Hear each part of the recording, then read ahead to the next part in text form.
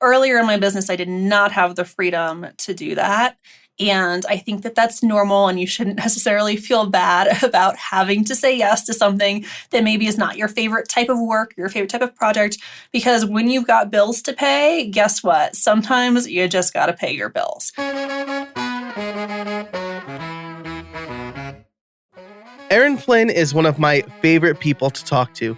We are in a mastermind group together, and her insight and approach is always helpful and appreciated.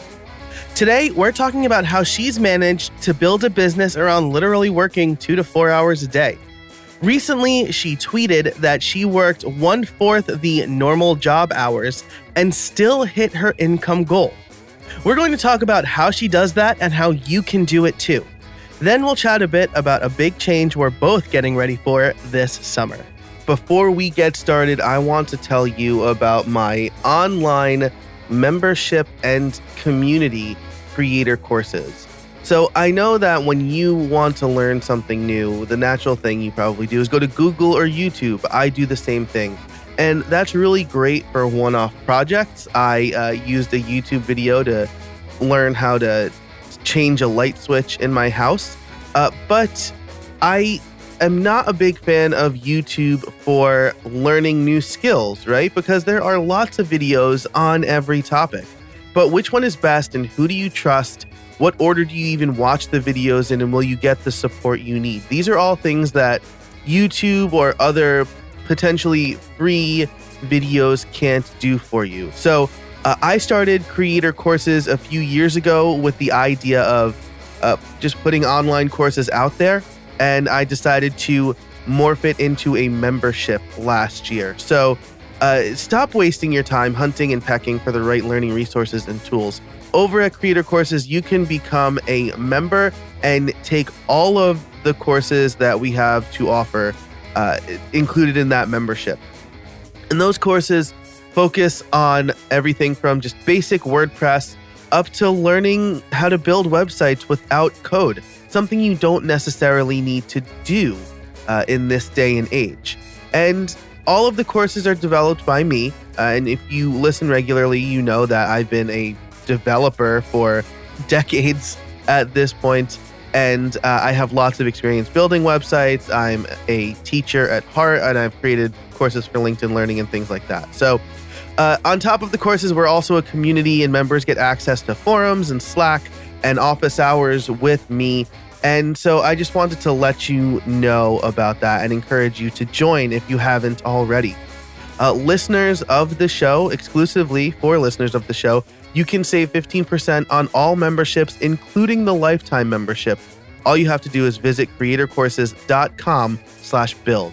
That's creatorcourses.com/BUILD. Thanks so much. Now let's get on with the show. Hey, everybody, and welcome to another episode of How I Built It, the podcast that asks, how did you build that? Today, my guest is a repeat offender. She's a good friend of mine. Her name is Erin Flynn. She is a small business owner and educator. Erin, how are you today? I'm good. Thanks for having me back. Thanks for coming back. You were one of my favorite guests from the early days, so I'm glad to have you back. And since then, we joined a mastermind group together. So that was, I think I found you via Jackie D'Elia's podcast. And now I talk to you. I talk to you much more regularly than I talk to Jackie. Yeah, you can't get rid of me now. I know, right? It's just like all the time. So, and I saw Jackie at WordCamp US 2019. But Jackie, if you're listening, I hope you're doing well. I'm so jealous because Jackie, if you're listening, I still want to meet you in person. Oh, snap.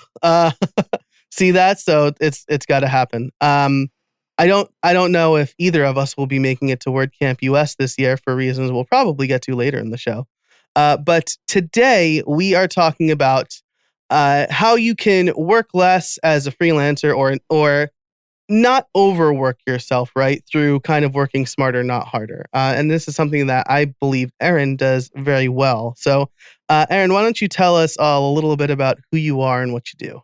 Yeah, so I am probably best known in the WordPressy type of community for being a recommended Genesis developer and making websites for other small business owners. But from that, I've also transitioned into educating both web designers and general freelancers in how to run their businesses, but doing that without working all of the time, which is a problem that so many of us have early on in our businesses and cannot seem to break away from because we get in this constant cycle of client work and then hunting for clients and trying to juggle everything all at once. And so I'm really trying to help everybody I possibly can not do that anymore.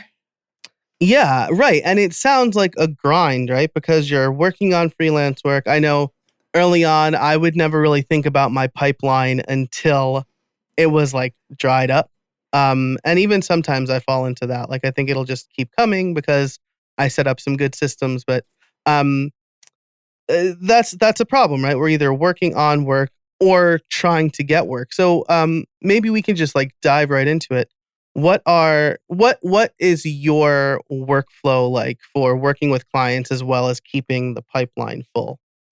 So, one of the things I'm actually trying to do now is work with clients less and focus more on my students. But it seems the more I try to step away from client work, the more clients I get. So maybe that's a quick tip. And is if you don't have clients lined up, pretend you're not going to take any more on. They'll just be like pounding on your door. Perfect. But generally, what I try and do is I try to only work with 1 to 2 clients at a time so that I'm able to give them really great attention. And I do charge premium prices for that. But that also gives me enough free time to look for future clients, to go to networking events, to do email outreach, to just have conversations with people and get clients booked out several months in advance. So when you're able to do only a few client projects at a time, you have that ability to do a little bit of marketing, even if it's only a couple hours per week, without feeling this huge stress of, oh no, where's my next client coming from? It just becomes part of your routine. So every Monday, you send a couple emails or feelers out, or you have a coffee chat with somebody, and you make a connection that then leads to future client work.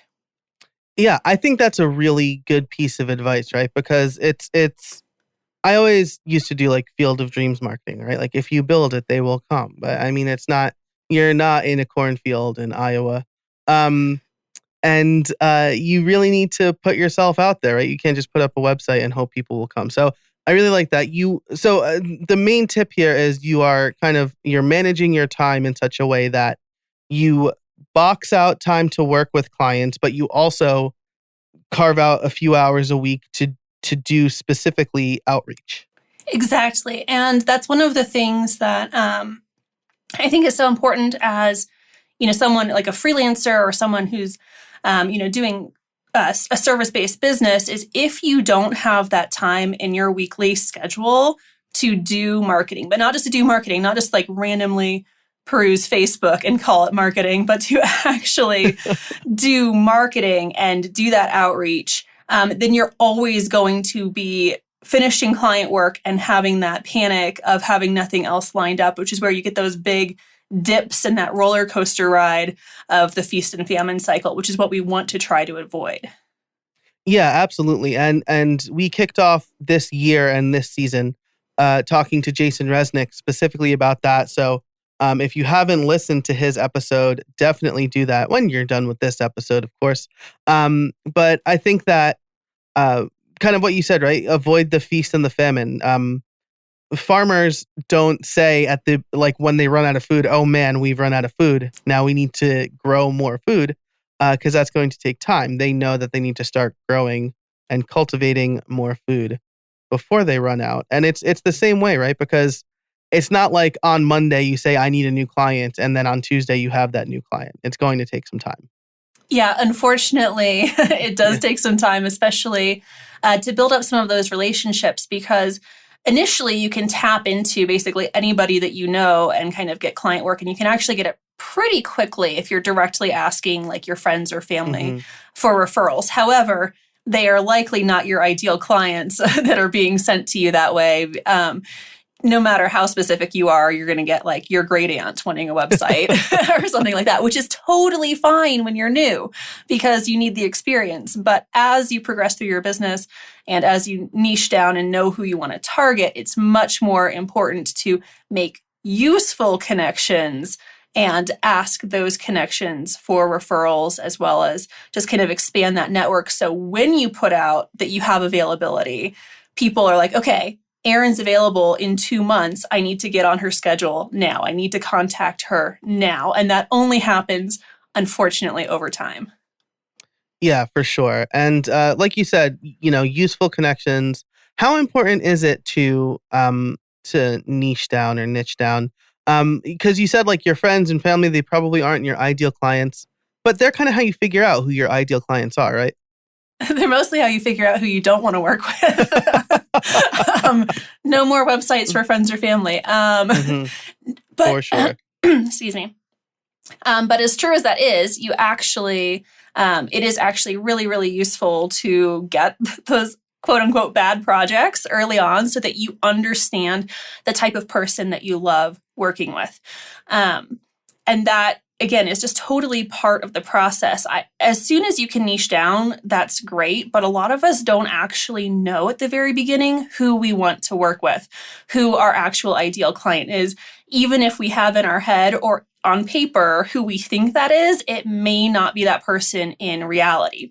However, as soon as we kind of figure out who we don't want to work with and then kind of like use that to shape who we do want to work with, that niching is so important because it makes all of your marketing so much clearer. It's so much easier to say, I make websites for course creators, for example, and then you know exactly what their problems are. You can solve those problems. All of your marketing can talk about solving those problems. That makes it so much easier, not only for yourself, but for people to refer you. Where if you have a friend, Bob, and he meets a course creator who needs a new website, somebody can be like, you know what? Joe's the person to go to for websites for course creators. That is the best way you can do your marketing, because if you're just like general websites, that means nothing. It absolutely solves no problems. And it's going to only attract those low budget clients who, quote unquote, need a website, which Yep. is not really a good target market at all. Yeah, for sure. Because I mean, like low budget is one thing, but usually the I just need a website clients are also the ones who need the most handholding. And if you're not prepared to do that, now you're working for less money and working more hours, right? And that's exactly what we're trying to avoid here. Completely. That Yeah. is, unless you want to be a business coach for like $500 for a 4 month project, you don't Right. want those clients who only want a website. That's just, I mean, everybody starts somewhere, but that is not where you're going to be making a good amount of money while working those fewer hours at all. Yeah, yeah, absolutely. And um, so you mentioned solving problems, right? Which is essentially like what you're doing, right? Because again, if you're just saying like, "Hey, I make websites. I'll make websites for whoever wants a website." Great. Like Squarespace can also do that, and you're not really adding value there. But solving problems is exactly where you add that value, right?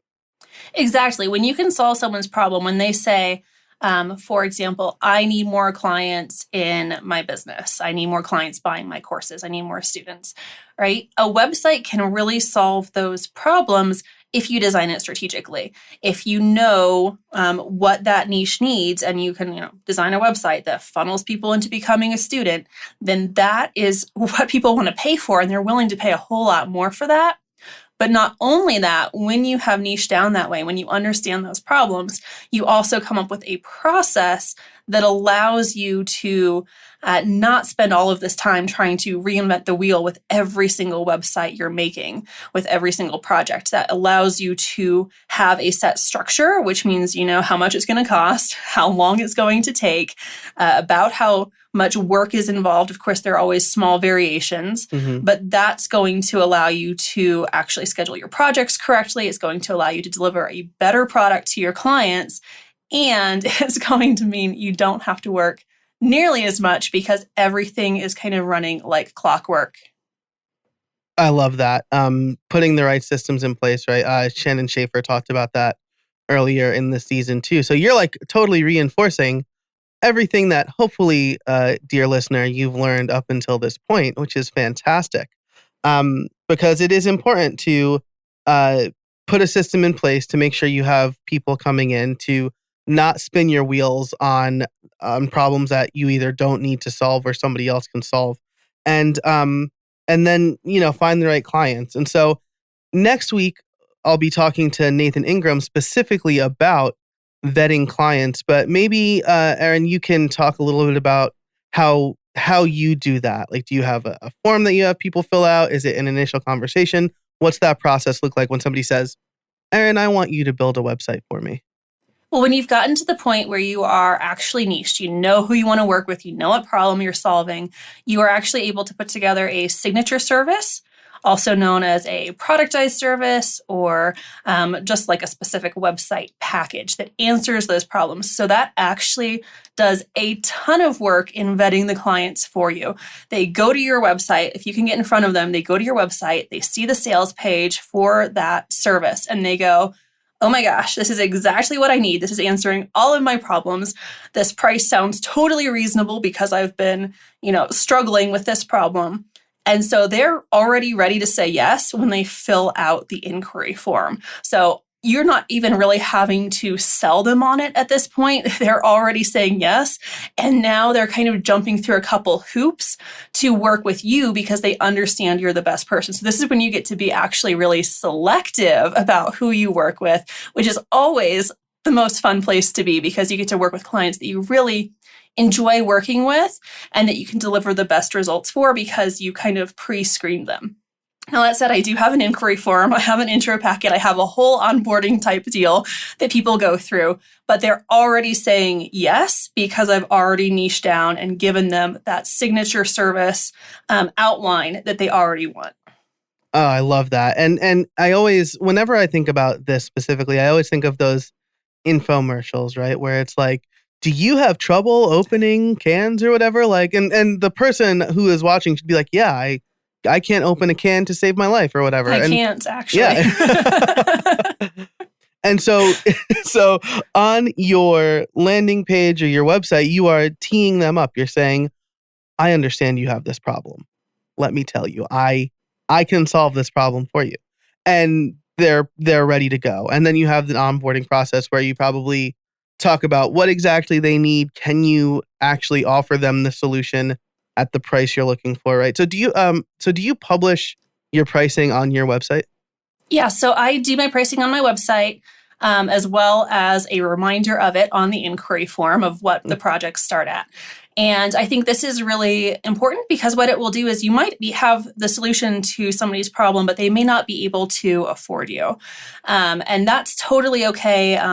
In a course that I have, we do the entire kind of structure of your main signature service. And then you would have a step down. You would also have a step up for people who are not able to maybe get the actual signature service. But this gives them a idea of if they can afford the service, if they need to save a little bit, or if they maybe need to do the step down and then upgrade later. So I definitely recommend publishing starting at prices. Maybe not the entire, it's 100% going to be this price because there are always slight variations. Sometimes some clients need more hand-holding, in which case you should factor that into the price. A couple extra phone calls or almost coaching sessions with them to make them understand, what's going on. That's totally okay to do just as long as you are paid for that and you're able to work it into your schedule in a way that works for you so that you're not, spending 80 hours a week on one client who's not paying you enough to afford your mortgage payment. Today's episode is brought to you by Smile and their product, Text Expander. Save time typing and boost your productivity with Text Expander. You know I'm all about automation, and Text Expander is a great way to get started with automation. It allows you to create your own snippets for repetitive text you tend to use everywhere. Add the text, create a snippet, and boom, save precious time and keystrokes. One of my favorite snippets is for my address. So instead of typing out my full address and risking typos, I simply type $ADDR, and Text Expander does the rest, filling in my full address for me. I also have snippets for my street, my city, and my zip code. But that's not all Text Expander does. With its advanced snippets, you can create fill-ins, pop-up fields, and more. You can even use JavaScript or AppleScript. Another one of my favorite and most used snippets is when I type PPT. That will take whatever text I have on my clipboard and convert it to plain text. So I'm no longer fighting formatting when I copy from a Word document, a Google Doc, or a plain HTML page, like a website. I also use it for common links, email messages, which I can completely customize with fill-ins and drop-down menus, and even date calculations. I'm currently writing a book, and Text Expander has been instrumental with that. Text Expander is available on macOS, Windows, Chrome, iPhone, and iPad, so pretty much anywhere you do computing. If you've been curious about trying Text Expander or automation in general, now's the time. As a listener, you can get 20% off your first year. Just visit textexpander.com/podcast and let them know how I built it sent you. That's textexpander.com/podcast for 20% off your first year. And now, back to the show. At this point, as we record this, I don't really advertise the fact that I make websites. It's not really my main thing anymore, but I'm open to opportunities and I love making websites. But I always say, I start at this price. That is always a great filter, right? Because I know at least how much I need to make on the most basic of web projects for it to be profitable for me. And that's important, right? Because if it's not profitable, you're working all the time. Exactly. Well, and that's one of the things so many freelancers fail to do is figure out how much money they actually need to make, per month or per year, and then figure out how many projects they need to do. So they underprice themselves, then they have to work with something like 50 or 100 clients per year, which is just absolutely not realistic if you are a freelancer. You would be spending all of your time marketing and have no time to do any of the actual work. Yeah, that's another really interesting thing to me, right? Is that if you're going to strike out on your own and start your own business, you really need to know how much you can make, right? You don't go into a job interview and just be like, I don't know, like whatever you want to pay me. Or maybe people do. You shouldn't do that either, though. Like you should know how much your salary should be. And the same thing goes for when you are freelancing. You need to know how much money you need to make ends meet and a little bit more because you have business expenses. So do you have any recommended resources for people who might want to figure that out? If not, I have one in mind. If you have one in mind, that's great. I teach this in my program, but I don't have a free resource. Okay. There's like an hourly rate calculator. I'm pretty sure. Maybe it's gone. If it's not gone, I'll put it in the show notes, which you can find over at howibuilt.it. I'm sure Erin will talk about exactly what you offer in a little bit, but I'm sure you will get a much better service from Erin because she'll understand you more, right? She's not just like a spreadsheet. Awesome. So once you know how much you need to make and who your ideal client is, what happens if someone comes to you and they're like, I know you don't really do this, but I need this from you and I want to hire you. Do you say no a lot? How hard is it to say no? How important is it to say no? Currently I say no a lot, but earlier in my business, I did not have the freedom to do that. And I think that that's normal and you shouldn't necessarily feel bad about having to say yes to something that maybe is not your favorite type of work, your favorite type of project, because when you've got bills to pay, guess what? Sometimes you just got to pay your bills. Yeah. Now, that said, if someone is like a huge red flag or it's totally out of your depth, like if somebody came to me and said, Erin, can you do SEO for me? I would be like, absolutely not. Like, it's not in my wheelhouse. It would be a terrible end result for you. And I would, spend so much time researching and trying to figure out how to do it correctly that it would probably end up not being a good expenditure of my time because it would be more worthwhile for me to instead try to get a client in what I'm good at. So it really depends on kind of the issue and what they're asking for. So I think saying no is a privilege at some point that you get to in your business. And we don't always, you don't just magically start out with the ability to say no every time you want to, unfortunately. But when you start getting enough regular clients that you can start saying no to projects that are not something that you particularly are excited about, that's when you should practice saying no and start saying no as much as possible so that you really get into those projects that you love doing, you deliver the best results, and you enjoy working with that person. So it's a balance. And unfortunately, there's not a really clear black and white answer, in my opinion, of when you can say no and when you have to say yes. Yeah, yeah. I think the whole thing that we're talking about here, everything we're talking about is based on getting you to a place where you could say no, right? But if you have only your freelance business as your form of income and you have only one lead in the past 2 months, maybe you do have to say yes to that. But like you said, if it's something that's going to cost you more in time, than it's worth, then it's time to say no, right? Or if you could just tell, like, I've said no to clients who definitely seemed overly litigious, and I'm like, yeah, I'm not going to work with you, because you're going to ruin me. Um, or the ones who are like, oh, I've worked with like 10 different freelancers and they all disappeared on me, right? Like that sounds like a compliment, but it's probably a red flag.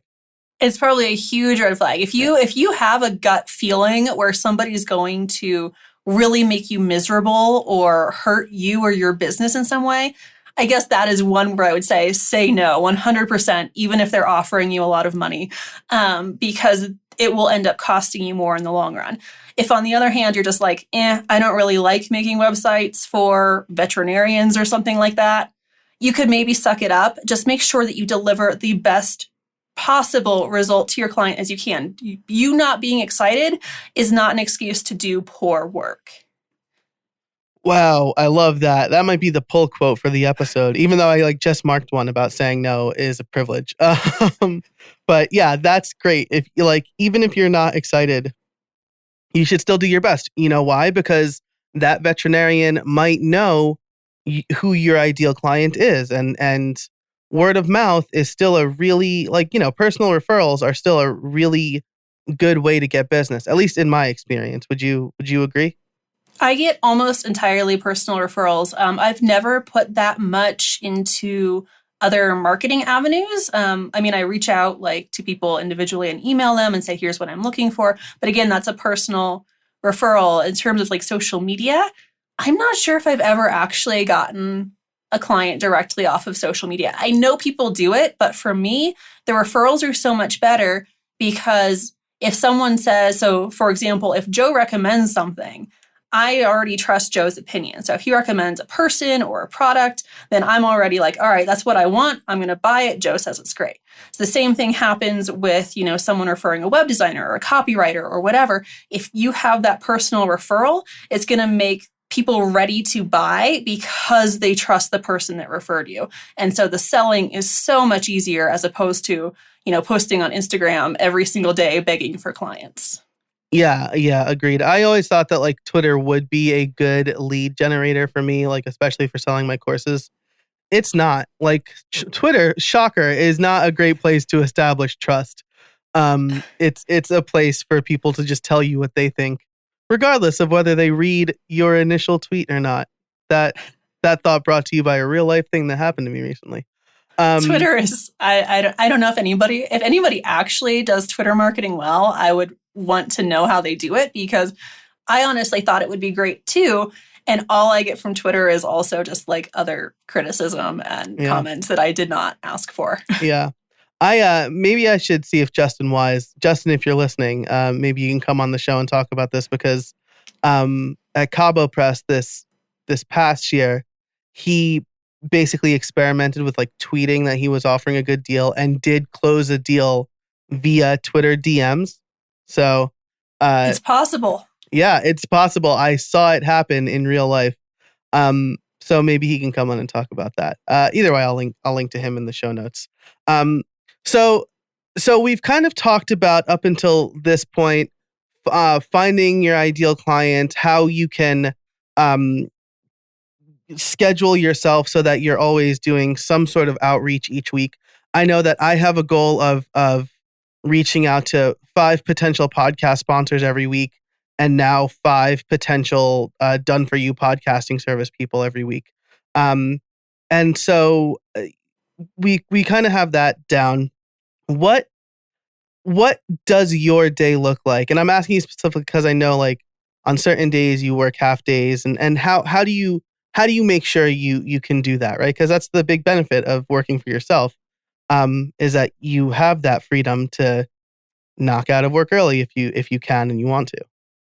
I would say most days I work half days. So. I didn't want to oversell that point. I have typically a 2 to 4 hour work day. That of course changes during launches or if there are like big deadlines and things to catch up on. I'm actually, you and I were chatting before we started recording how kind of swamped I am because I ended up taking all of January off, not on purpose. And so now I'm playing catch up with things. So I am working like 6 hour days now, which to me feels like a lot. But typically, my workday consists of starting the morning without checking in on client stuff. That's when I have like my most creative time. And so I typically spend an hour trying to be creative, whether that's blog posts or other content, courses, whatever, because that's just when my brain works the best for that kind of stuff. And then I typically check my emails and do my scheduling. And so if I have a client that I'm working with actively, that'll typically take about 2 hours out of my day. I'll make sure I get that done. And then I have about another hour of admin stuff. If I'm not working with clients actively, I'm working with my students. And that typically is only about 30 minutes to an hour per day. So it's kind of a nice little break when I don't have the client work, in which case that's where my 2 hour days come in. This episode is brought to you by FreshBooks. Do you remember when you started your small business? It was no small feat. It took lots of late nights, early mornings, and the occasional all-nighter. Bottom line, you've been insanely busy ever since. So why not make things easier? Well, my friends at FreshBooks have the solution. FreshBooks invoicing and accounting software is designed specifically for small business owners. It's simple, intuitive, and keeps you way more organized than a dusty shoebox filled with crumbled receipts. As a side note, I actually told my accountant the first time that I used the shoebox method, and his face turned white. But in actuality, FreshBooks was one of the first things I bought when I started my business. I've been a FreshBooks user since 2009. It's easily the best accounting and invoice software for small business owners like us. Create and send professional-looking invoices in 30 seconds, and then get them paid 2 times faster with automated online payments. Nothing is better than sending out an invoice and getting it paid in the same day. That's happened for me with FreshBooks. You can also file expenses even quicker and keep them perfectly organized for tax time. And the best part is that FreshBooks grows alongside your business. So you'll always have the tools you need when you need them, without ever having to learn the ins and outs of accounting. Now, there are a lot of features on this list I have here to talk about, but I'm going to pick 2 of my favorites. The first is late payment reminders. They are clutch. It's one less thing that I need to worry about when making sure I get paid. I don't have to keep track of exactly when I sent the invoice, and if I already sent a follow-up email, or whether or not they viewed the email. All of that is taken care of inside FreshBooks. The other feature I really like is the automated expenses. I connect my business credit card to FreshBooks, and my expenses automatically get imported. They are all there, ready for me and my accountant to review. It makes tax time easier for both of us. And it's no secret that I love automation, and these 2 features make my life a lot easier. After doing things by hand, FreshBooks is worth the price of admission just for those 2 things. So join the 24 million people who have used FreshBooks. You can try it for 30 days for free. No catch, no credit card required. Go to freshbooks.com/builtit and enter how I built it in the How Did You Hear About Us section to get started. That's freshbooks.com/builtit. That's built with a T. Thanks so much to FreshBooks for supporting the show. And now let's get back to it.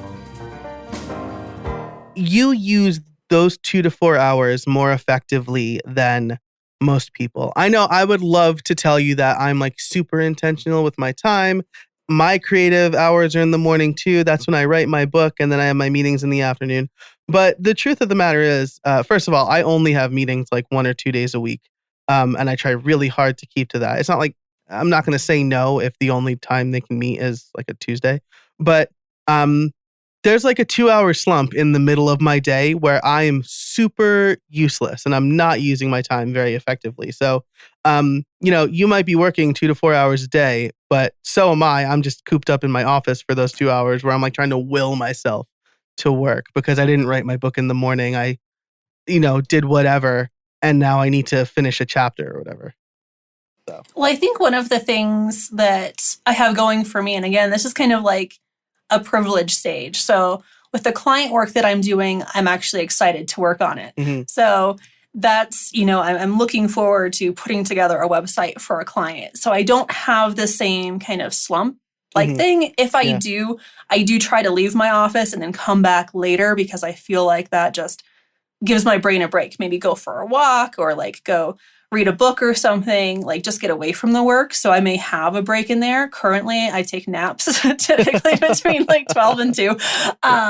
But I think that it can all work kind of like based on your schedule, but trying to force things means you should just get out of the office for a little bit, even if it's 15 minutes, because it's just going to refresh your brain. Yeah, I love that. And it's easier for me to do that in the summer. You're a winter sports person though, right? Like you like skiing and stuff like that, and like you live in Aspen or near Aspen or whatever. I hope that that's not like secret information, but you tend to post a lot on Instagram. No, So, it's all over everything. um, so yeah, I think that's great advice.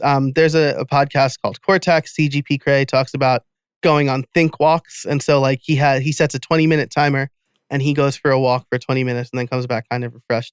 I definitely need to do more of that. So, because like writer's block is a super real thing. For those who don't know, I announced this somewhere, but I am writing a book. Hopefully, by the time you hear this, I will be done writing the book. Um, but man, writer's block is a real thing when you're trying to force something, and so I think that's really good advice. It was totally a thing, especially like when I have maybe course content or blog Hmm. posts that I know I need to write.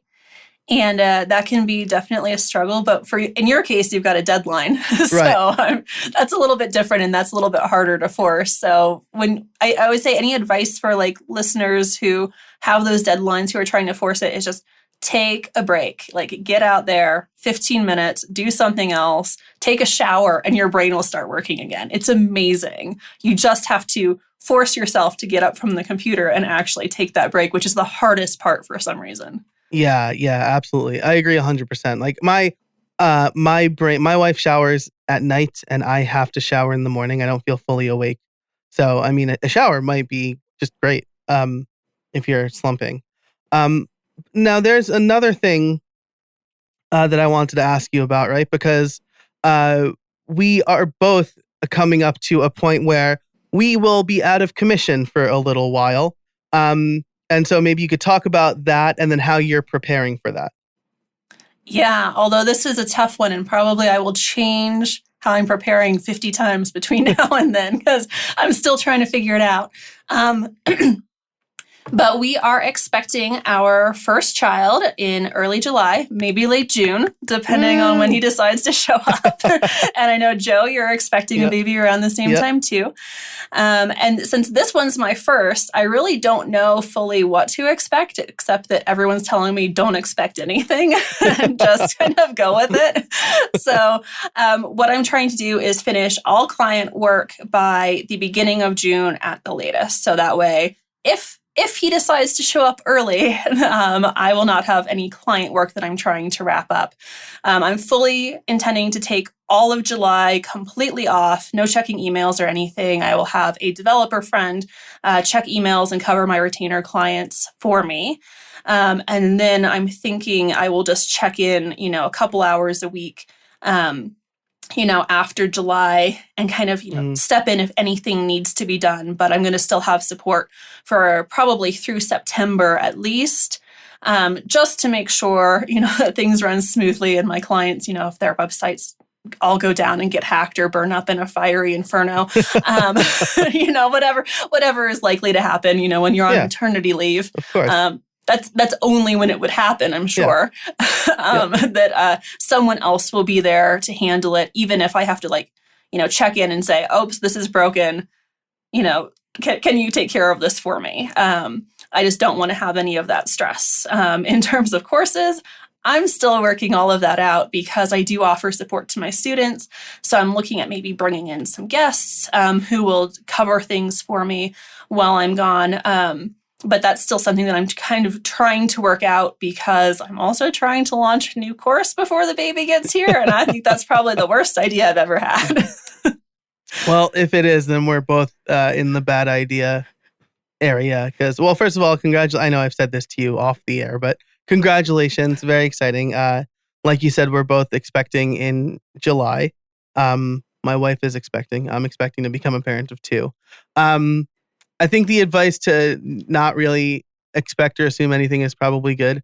I found that everybody was willing to give me whatever advice, even if it didn't apply. So my advice is to just don't really take anybody's advice. Just go with it. Until you figure things like if someone's like, my kid did this and this is what helped, totally. But if it's like, make sure to sleep when the baby sleeps, that's the worst advice I ever got.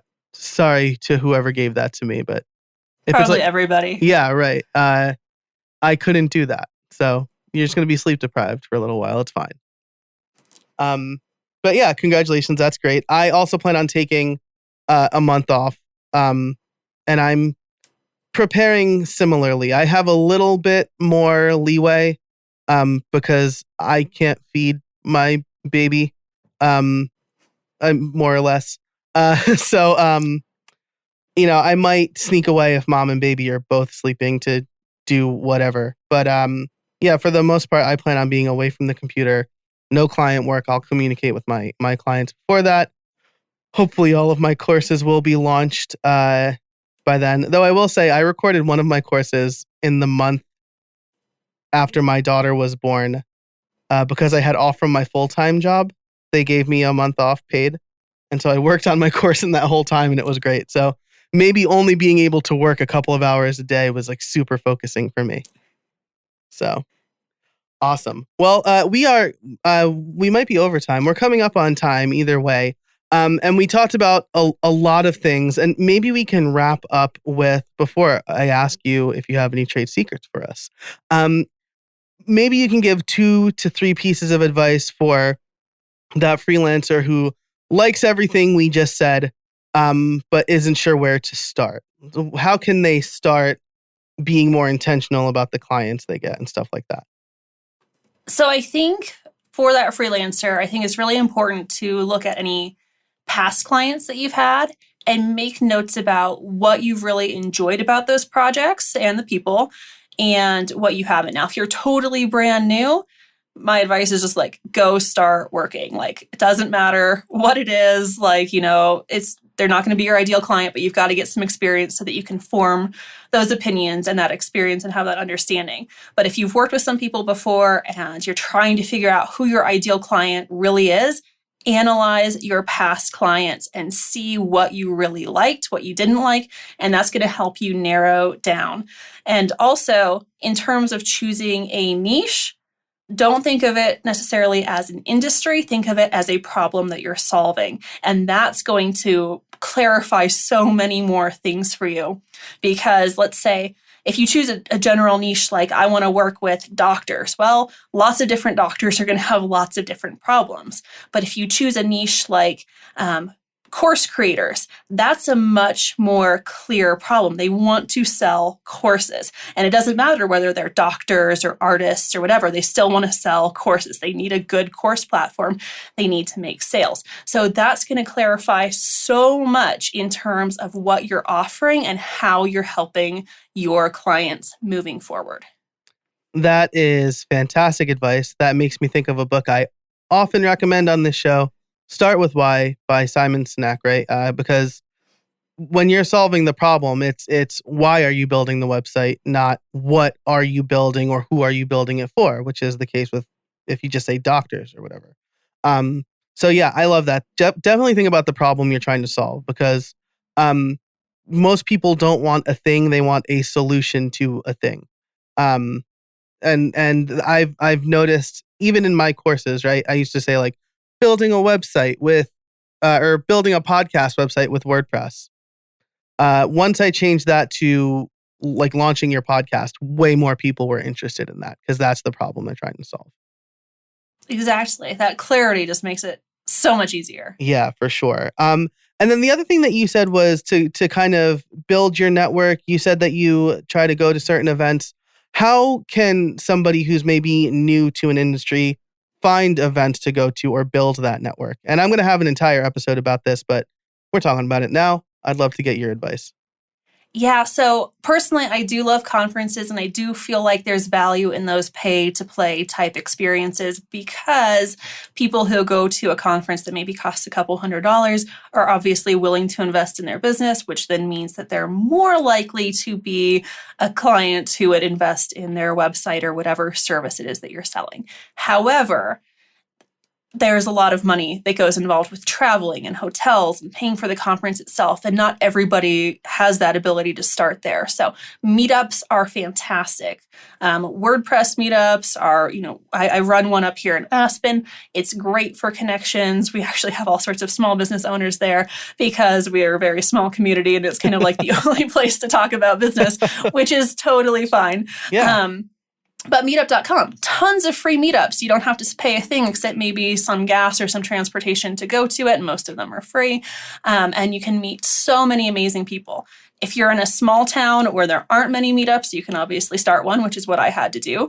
Or reach out to people online and have virtual coffee. So you don't have to necessarily go somewhere. You don't have to necessarily leave your house. So if you say, my town's too small, or I've got little kids and this makes it impossible, or my schedule is just crazy, right? Have virtual coffee. Find people on social media who you think would be good connections. So for a web designer, find some copywriters or some brand designers, other people who would be serving a similar audience to you. And, schedule a Zoom call, hop on there, meet them. You don't have to have this ulterior motive of we have to refer people to each other. Just start making those connections, get to know people. Some will be great people that you'll never be able to get rid of. Like Joe and I are now stuck together forever. Others you'll be like, that was okay. Didn't really click. That's totally fine. There's really, if you have access to an internet connection, which you probably do because you're listening to this, you can meet other people and start building your network. It doesn't have to be a huge cost investment at all. That's all fantastic advice. I have nothing to add. So now I'm going to ask you my favorite question, which is, do you have any trade secrets for us?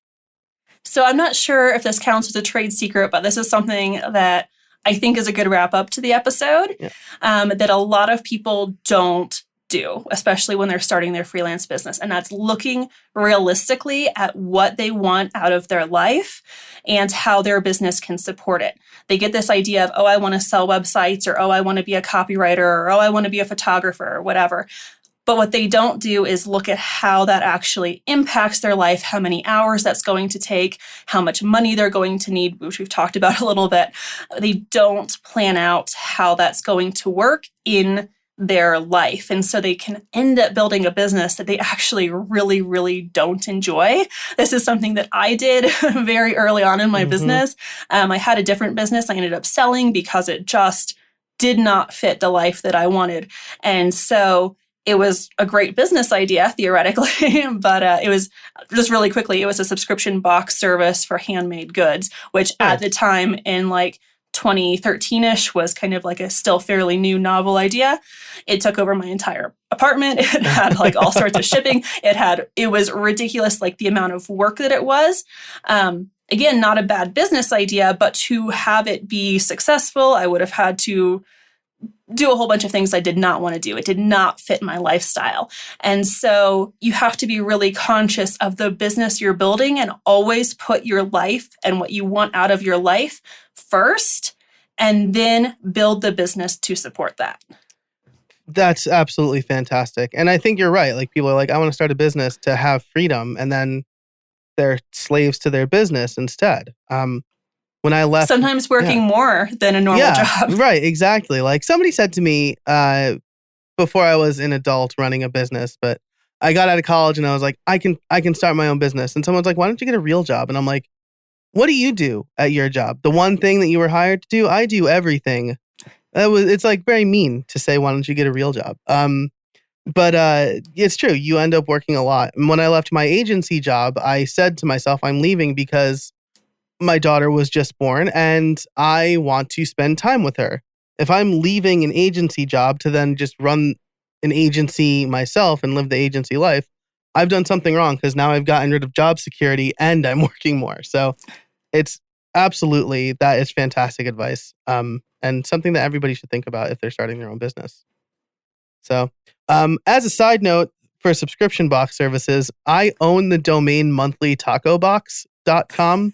My brother and I were talking about how fun of an idea this would be, but logistically, it's ridiculous. So if anybody wants to start a taco box subscription service and wants a good domain, let me know. I'll sell it to you at a fair price. That's neither here nor there, though. Erin, thank you so much for joining me. Where can people find you? The best place to find me is just at erinflynn.com, and I link to basically every single thing that I do from that domain. Nice. That is different from the 100 or so episodes ago that you were on. I think you still had the E in your domain. Back I did. Then. I finally shelled out a lot of money to get erinflynn.com. Wow. Nice. I am still, Casabona.com is not available for sale. It's like my Grail domain, but the person who owns it does not want to get rid of it. So we'll see. Maybe I'll try again in a year. Anyway, Erin, I will link to all of those things and everything we talked about over at howibuilt.it. Erin, thanks so much for joining me today. I really appreciate it. Thanks so much, Joe. Thanks so much to Erin for joining me today. As always, it is a true pleasure talking to her. I love what she said about finding clients and solving problems. The fact that she makes her pricing public because it's a great way to weed out tire kickers or just people who might not be a good fit. Saying no a lot if you are privileged to do that is fantastic. And again, I think her insight is great. Congratulations to her on expecting in July. I think we'll both probably have a lot to talk about for that too, as I'm also expecting my second in July.